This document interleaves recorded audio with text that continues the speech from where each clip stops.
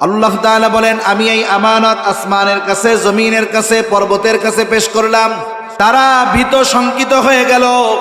মানুষ এই আমানত গ্রহণ করলো। কি সেই আমানত? মুফাসসিরিনে কেরাম বলেন সেই আমানত হলো কোরআন। কেউ কেউ বলেন সেই আমানত হলো শরীয়তের সকল বিধিবিধান। একই কথা। তার মানে আল্লাহ তাআলার যত আদেশ নিষেধ আছে, প্রত্যেকটা আদেশ নিষেধ আমাদের কাছে আমানত। তাহলে 1 নাম্বার আমানত হয় লেনদেনের মধ্যে, 2 নাম্বার আমানতদারিতা হয় কথার মধ্যে, কথাও আমানত হয়। রাসূল আকরাম সাল্লাল্লাহু আলাইহি ওয়াসাল্লাম বলেন, ইযা হাদ্দাসার রাজুলু সুম্মা ইলতাফাতা ফাহিয়া আমানাতুন। যখন কোনো মানুষ কথা বলে আর এদিকে সেদিকে তাকায়, নবীজি বলেন ফাহিয়া আমানাতুন, ওই কথাটা এদিক সেদিক তাকিয়ে যার কাছে বলল ওই কথাটাও আমানত হয়ে যায়। সাধারণভাবে আমার আপনার কাছে যদি কেউ কোনো কথা বলার সময় ডানে বামে তাকায়, এর দ্বারা আমরা কি বুঝতে পারি? যে সে যে কথাটা বলতেছে আমি ছাড়া অন্য কেউ কথাটা শুনুক বা জানুক সে চায় না। তার বলা লাগবে না যে এই কথাটা আমানত, বলার দরকার নাই। তার অঙ্গ ভঙ্গিমাই আমাকে আপনাকে এই মেসেজ দিবে যে যেই কথাটা আমার আপনার কাছে বলা হলো কথাটা আমানত। সুবহানাল্লাহ। কিন্তু আমাদের অভ্যাস কি? আমার আপনার কাছে যদি কেউ কোনো কথা বলার পরে বলে, হুজুর এই কথাটা কিন্তু আপনার কাছে আমানত, শুধু আপনাকে বললাম, আপনি আর কারো কাছে বইলেন না। আমরা সব কিছু হজম করতে পারি কিন্তু কথা হজম করতে পারি না। সে যখন আমার সামনে থেকে চলে যাবে, আমার চোখের আড়াল হওয়ার আগে আমি আর একজনকে ডাক দিয়ে বলি, শোনো ওই লোকটা আমার কাছে কি বলছে জানো? সে বলে না, কেমনে জানবো? আপনি বললেই না জানবো। বলে আমাকে খুব বিশ্বাস করে, আমার কাছে গোপন একটা কথা বলছে, কারো কাছে বলতে মানা করছে, কিন্তু আমি তোমার কাছে কইলাম, তুমি কিন্তু কাউরে কইও না।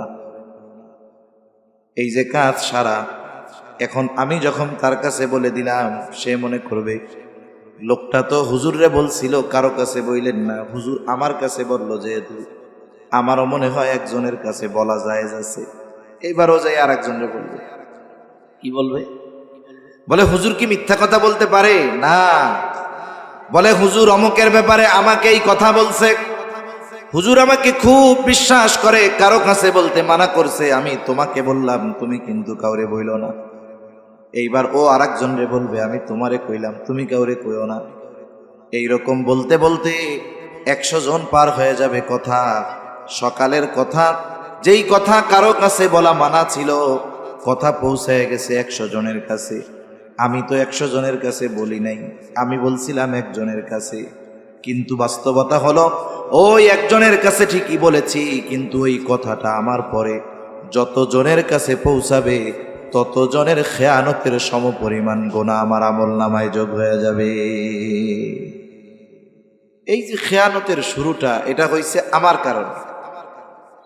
রাসূল আকরাম সাল্লাল্লাহু আলাইহি ওয়াসাল্লাম বলেন, যখন কারো দ্বারা কোনো ভালো কাজের সূচনা হয়, ওই ভালো কাজ যতদিন চলে, যতজন করে, সে দুনিয়ায় নাও যদি থাকে, ওই কাজ যদি চলমান থাকে, কবরে শুয়া শুয়া সওয়াব পাইতে থাকবে। আবার যখন কারো দ্বারা কোনো মন্দ কাজের সূচনা হয়, ওই মন্দ কাজ যতদিন চলবে, যতজন করবে, কবরে শুয়া শুয়া ওই মন্দ কাজের গুনাহ তার আমলনামায় যোগ হতে থাকবে। নবীজি বলেন, আদম আলাইহিস সালামের হত্যাকারী সন্তান পৃথিবীতে প্রথম অন্যায়ভাবে হত্যা তার মাধ্যমে সংগঠিত হয়েছে। কিয়ামত পর্যন্ত অন্যায়ভাবে যত হত্যাকাণ্ড হবে, সব হত্যাকাণ্ডের গুনাহ তার আমলনামায় যোগ হয়ে যাবে। এই জন্য আমার আপনার কাছে যদি কেউ এমন কোনো কথা বলে যে কথা তার ব্যক্তিগত, যেই কথা মানুষ জানলে তার সম্মান নষ্ট হবে, মানুষের চোখে সে ছোট হয়ে যাবে, অপমানিত হবে, বিশেষ করে এই ধরনের কথা গোপন রাখা দরকার। অনেক সময় অনেকের ব্যক্তিগত দোষ ত্রুটি আমরা জানি, অনেকের ব্যক্তিগত কিছু ত্রুটি আছে যেগুলো শরীয়তের সাথে সাংঘর্ষিক নয়। এরকম কিছু দোষ ত্রুটি মানুষের পার্সোনাল লাইফে থাকতে পারে কি পারে না? পারে।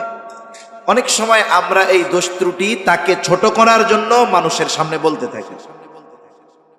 অথচ রাসূলুল্লাহ সাল্লাল্লাহু আলাইহি ওয়াসাল্লাম বলেন, আমরা যদি অপর মুমিন ভাইয়ের দোষ ত্রুটি গোপন করি তাহলে দুনিয়া আখিরাতে আল্লাহ তাআলা আমাদের দোষ ত্রুটি গোপন করবে।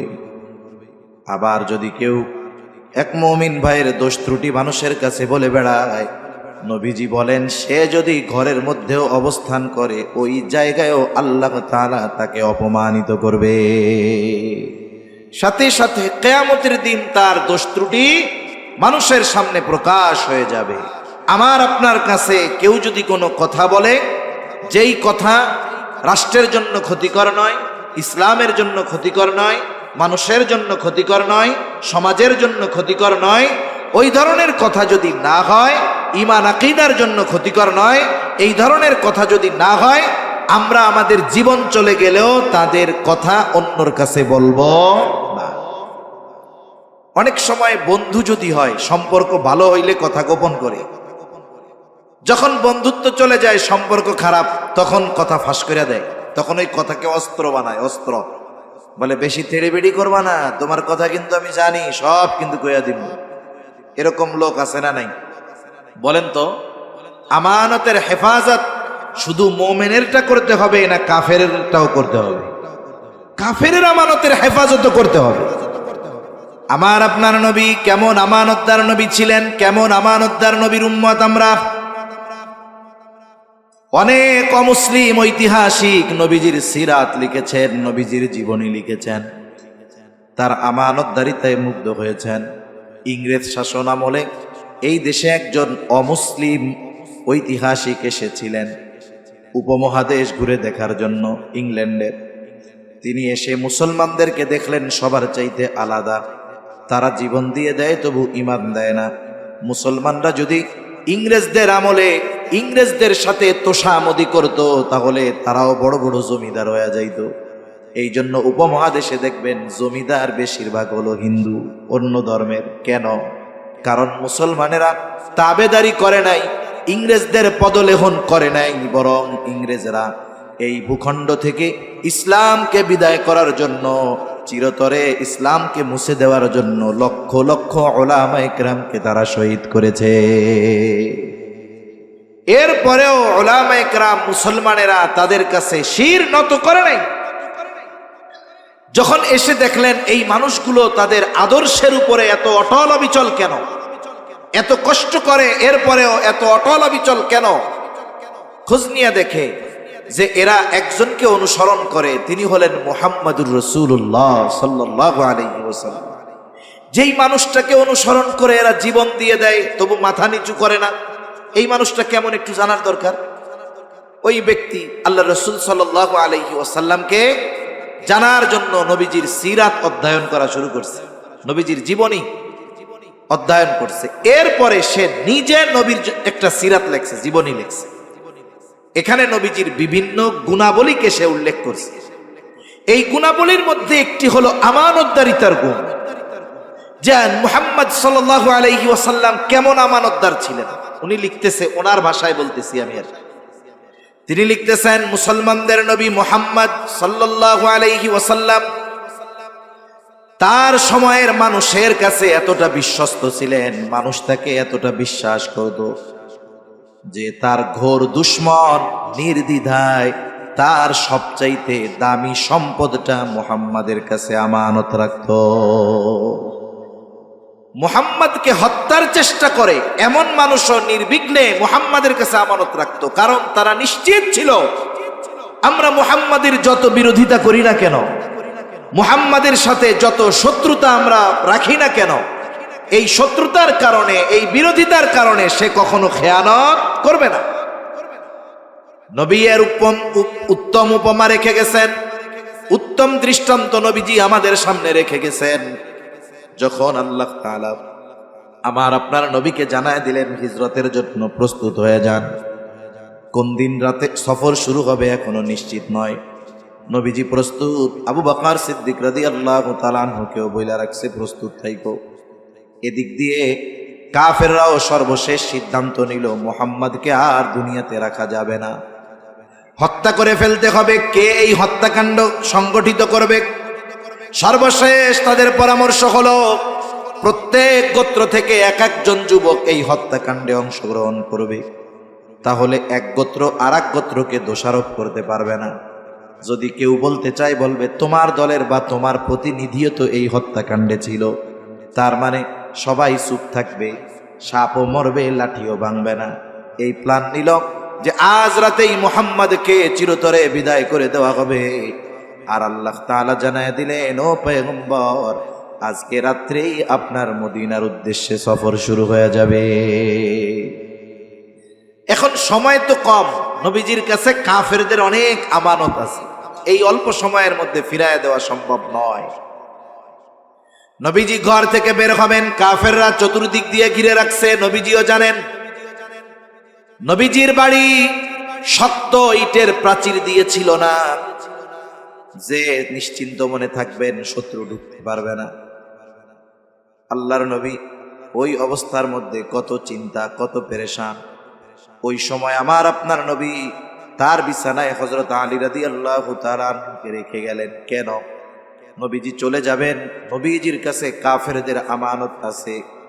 আল্লাহর নবী হযরত আলী রাদিয়াল্লাহু তাআলা আনহুকে বুঝায় গেলেন, আলী, আমানতের প্রত্যেকটা বস্তু প্রত্যেক মালিকের কাছে পৌঁছায়া দিবা, এরপরে তুমি মদিনার উদ্দেশ্যে রওনা হবা।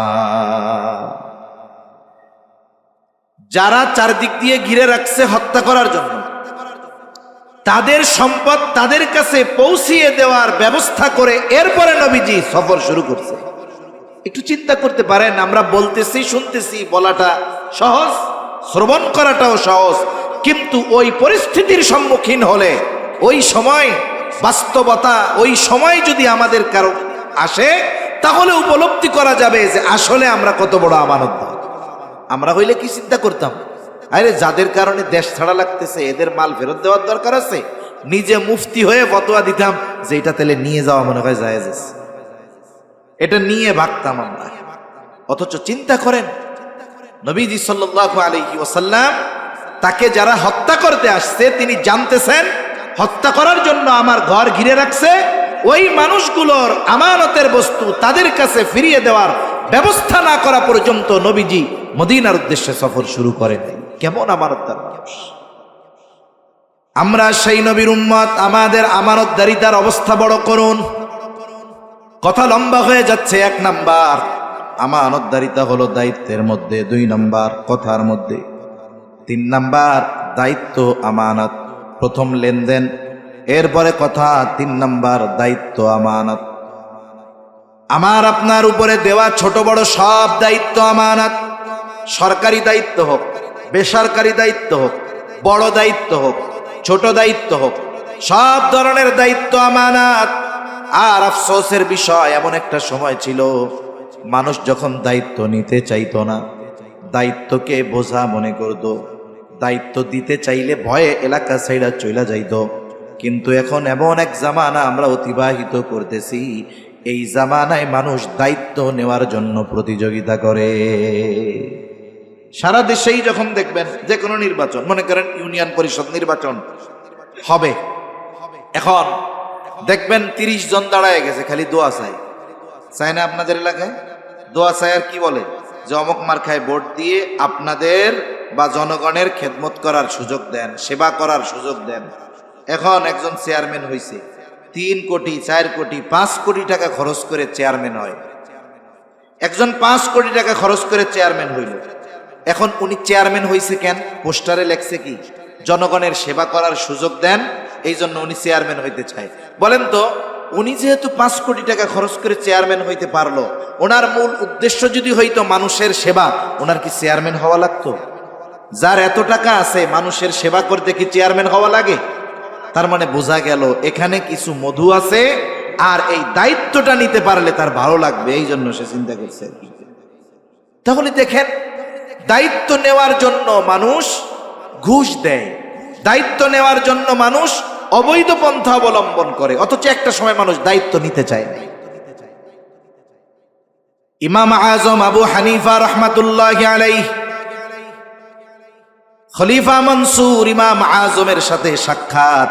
খলিফা মনসুর ইমাম আবু হানিফাকে বলতেছে, আপনি কুফার প্রধান বিচারকের দায়িত্ব গ্রহণ করেন।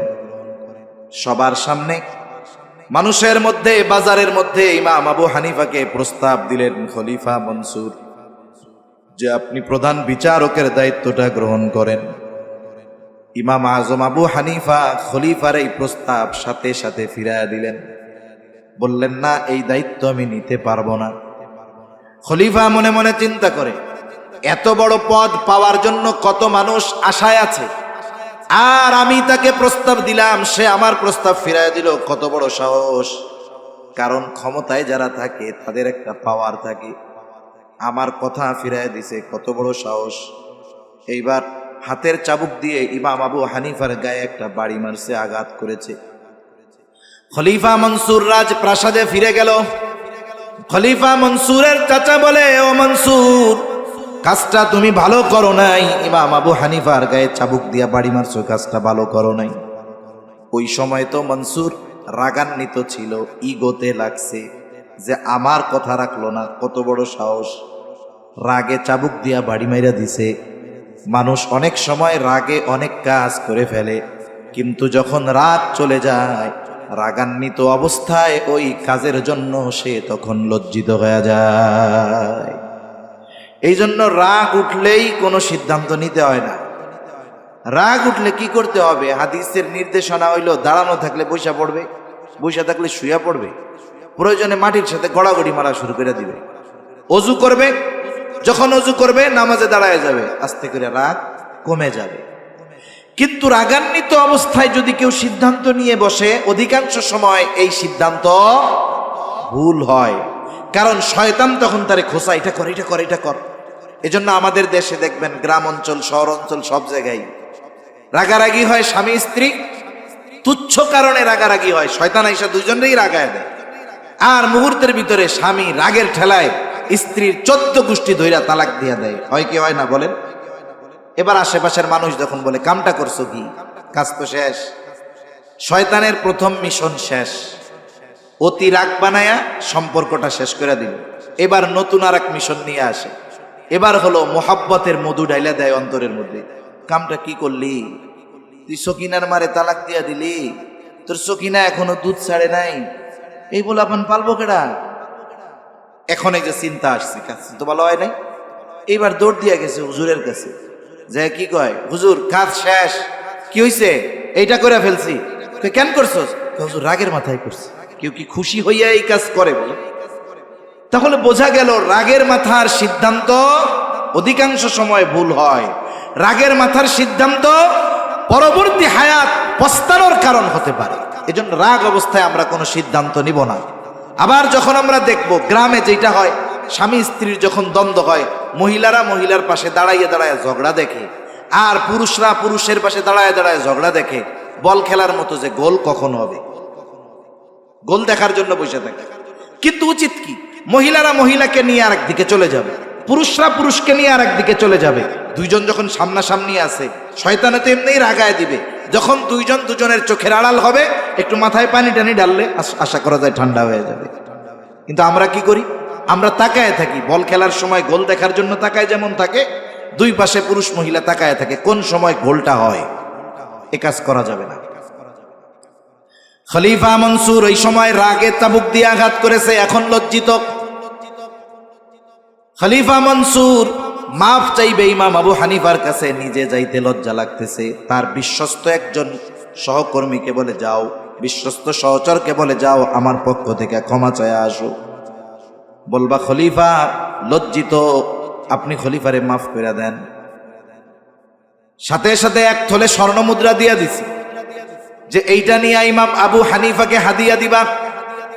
বলবা এটা ইমাম আবু হানিফা আপনার জন্য হাদিয়া খলিফার পক্ষ থেকে।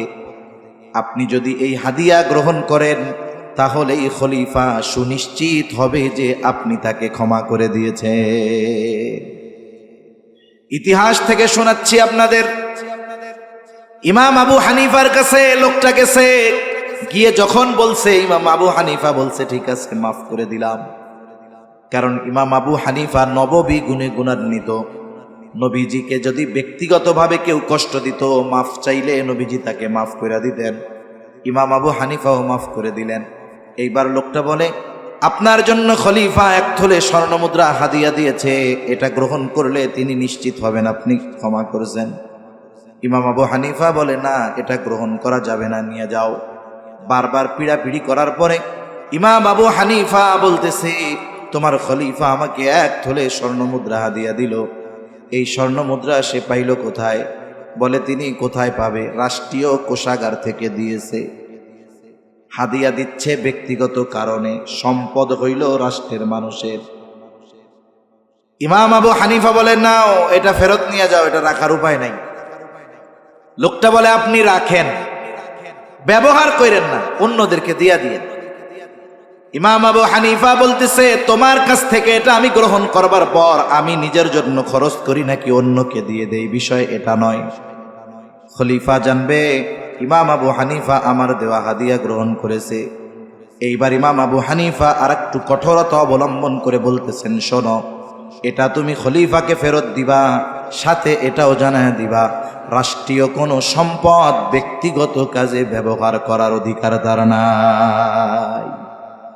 এই রাষ্ট্রের সম্পদ তার কাছে আমানত, তাকে এই সম্পদ রক্ষণাবেক্ষণের দায়িত্ব দেওয়া হয়েছে।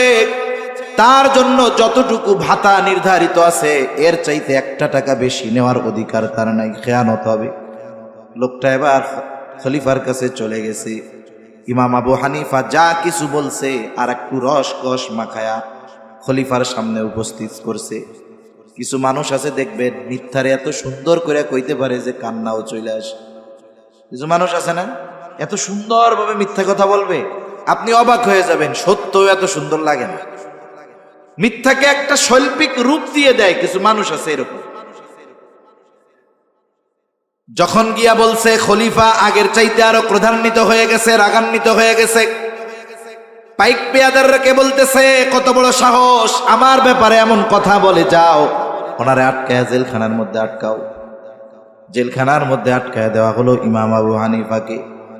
প্রতিদিন চাবুক দিয়ে আঘাত করা হতো আর বলা হতো, আপনি যদি প্রধান বিচারকের দায়িত্ব গ্রহণ করেন ছেড়ে দেওয়া হবে। ইমাম আবু হানিফা দায়িত্ব গ্রহণ করেন নাই।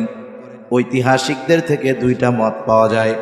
জেলখানার মধ্যে খাবারের সাথে বিষ মিশিয়ে ইমাম আবু হানিফাকে শহীদ করে দেওয়া হলো। আর এক বর্ণনা, ওনাকে পাঠায় দেওয়া হলো যখন অবস্থা খারাপ, ওনাকে গৃহবন্দী করে ফেলা হলো। ওনাকে জিজ্ঞাসা করা হয়েছে তখন, আপনার উপরে এত জুলুম, এত অত্যাচার হলো, যেই দায়িত্ব গ্রহণ করার জন্য এই জুলুম অত্যাচার, অথচ ওই দায়িত্ব গ্রহণ করার জন্য যত যোগ্যতা দরকার সব আল্লাহ তাআলা আপনাকে দিয়েছেন, আপনি তাহলে এত জুলুম সহ্য করলেন কিন্তু দায়িত্ব নিলেন না কেন?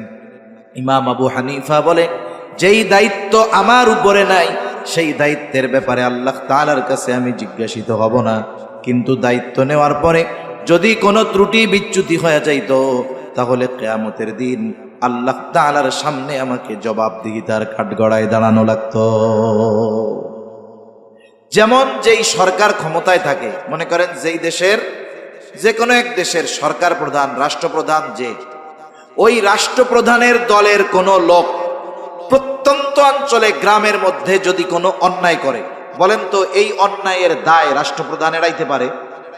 কারণ সে তার অধীনস্থ লোক, সে অপরাধ করছে, বলা হয় কি যে এটা রাষ্ট্রপ্রধানের লোক বা প্রধানমন্ত্রীর লোক, প্রেসিডেন্টের লোক, এমপি সাহেবের লোক। তার মানে দেখেন, আমার কোনো অধীনস্থ যদি অন্যায় করে এই অন্যায়ের দায়ভার আমার উপরে চলে আসে। ইমাম আবু হানিফা দায়িত্ব গ্রহণ করেন নাই, কারণ তিনি জানেন দায়িত্বটা আমানত। আবু দাউদের হাদিস, নবীজি বলেন, তোমাদের মধ্যে যখন কাউকে কোনো দায়িত্ব দেওয়া হয় সে যদি ওই দায়িত্বের সুচ পরিমাণ খেয়ানত করে, সুচ পরিমাণ, নবীজি বলেন কিয়ামতের দিন ওই লোকটা খেয়ানতের বোঝা নিয়ে আল্লাহর সামনে হাজির হবে। এজন্য ছোট বড় সকল ধরনের দায়িত্ব যেটা আমার উপরে অর্পিত হয়েছে, এই ধরনের দায়িত্বগুলো আমরা যথাযথভাবে পালন করব, সেটা যে কোনো দায়িত্ব হতে পারে। 4 নম্বর, সময়টা আমানত। আপনি অফিসে চাকরি করেন, ডিউটির টাইমটা কিন্তু আমানত। এই সময়ের মালিক আপনি না, ওই সময়ে কর্তৃপক্ষ বা মালিকের অনুমতি অনুমোদন ব্যতীত ওই সময় নিজের কাজে ব্যবহার করা বৈধ নাই। অনেক বুজুর্গ মাদ্রাসায় পড়াইতেন, সময় হিসাব করে বেতন নিতেন। ক্লাস টাইমে যদি কোনো সময় নিজের ব্যক্তিগত কাজে ব্যবহার করতেন, হিসাব করে ওই সময়ের অর্থ তিনি গ্রহণ করতেন না। এইরকম বুজুর্গ এই পৃথিবী থেকে অতিবাহিত হয়েছে। সন্তান সন্ততি আমানাত, জান মাল আমানাত, শরীয়তের সকল বিধিবিধান আমানাত।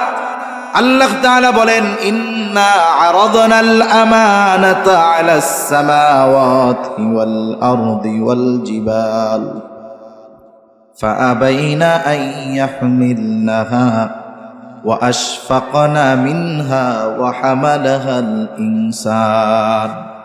আল্লাহ তাআলা বলেন, আমি এই আমানত আসমানের কাছে, জমিনের কাছে, পর্বতের কাছে পেশ করলাম। তারা ভীত শঙ্কিত হয়ে গেল। ওয়া হামালাহাল ইনসান, মানুষ এই আমানত গ্রহণ করলো। কি সেই আমানত? মুফাসসিরিনে কেরাম বলেন সেই আমানত হলো কোরআন।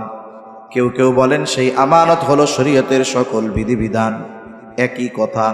তার মানে আল্লাহ তাআলার যত আদেশ নিষেধ আছে, প্রত্যেকটা আদেশ নিষেধ আমাদের কাছে আমানত। করণীয় বিষয়গুলো আমানত, বর্জনীয় বিষয়গুলো আমানত। এখন মনে করেন নামাজ পড়ার নির্দেশ দিয়েছেন কে? আল্লাহ। এখন নামাজ পড়লো না, আদেশ ছিল আল্লাহর পড়ার, পড়ে নাই, তার মানে আদেশ অমান্য করছে। প্রথমত এই যে আদেশ অমান্য করার মাধ্যমে সে খেয়ানত করলো। 2 নাম্বার, নামাজ না পড়ার কারণে তো একটা শাস্তি আছে, এটা তার জন্য প্রাপ্য হয়ে গেল। নিষেধ, হারাম খায়ও না, সুদ খেও না, ঘুষ খেও না, অন্যের মাল খেও না। এখন একজন সুদি কারবারি করে, এই যে নিষেধটা আমানত ছিল, নিষেধ অমান্য করার কারণে প্রথমত কি হলো? খেয়ানত হলো। এরপরে সুদ খাওয়ার কারণে যেই গুনাহ, এটা তো তার জন্য আছেই। আমানতের বিষয়ে এতটুকু যদি আমরা খেয়াল রাখি যথেষ্ট। 1 নাম্বার আমরা জেনেছি, আমরা লেনদেনের মধ্যে আমানতদার হব, কথাবার্তার ক্ষেত্রে আমানত রক্ষাকারী হব, দায়িত্বের ক্ষেত্রে আমানতদার হব, সময়ের ক্ষেত্রে আমানতদার হব, সম্পদের ক্ষেত্রে আমানতদার হব, জানের ক্ষেত্রে আমানতদার হব, শরীয়তের বিধিবিধানের ব্যাপারে আমানতদার হব।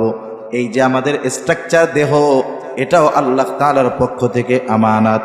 এই দেহের খেয়ানত কেমনে হয়, অঙ্গ প্রত্যঙ্গের খেয়ানত কেমনে হয় বলে, গুনাহ করার মাধ্যমে খেয়ানত হয়। আল্লাহ তাআলা এই জন্য বলেন, ইয়ালামু খাইনাতাল আয়ুন ওয়া মা তুখফিস সুদূর। আল্লাহ তাআলা বলেন, তিনি জানেন তোমরা চোখের কি খেয়ানত করো, আর অন্তরের মধ্যে কি লুকায় রাখো, তথা অন্তরের কি খেয়ানত করো, সেটাও আল্লাহ তাআলা জানেন। এই বিষয়গুলো যদি আমরা আমানতদারিতার সাথে হেফাজত করতে পারি, গুনার থেকে যদি নিজেদেরকে বাঁচাতে পারি, তাহলে পরিপূর্ণ আমানতদার মুমিন হওয়া আমাদের জন্য সম্ভব। আল্লাহ তাআলা এই আয়াতে ওয়াজ যেন কয়টা করছিলেন মনে আছে আপনাদের? 2টা। কয়টা? ঘুমাই গেছেন নাকি? আমার সময় ঘুম আসতে পারে, কিন্তু আমার পরে ইমান দীপ্ত, তেজ দীপ্ত, বলিষ্ঠ কণ্ঠস্বর আমাদের প্রিয় ভাই মুফতি নোমান কাসেমি সাহেব আসতেছে। এখন জিমাইলেও ওই সময় আপনি জিমাইতে চাইলেও পারবেন না।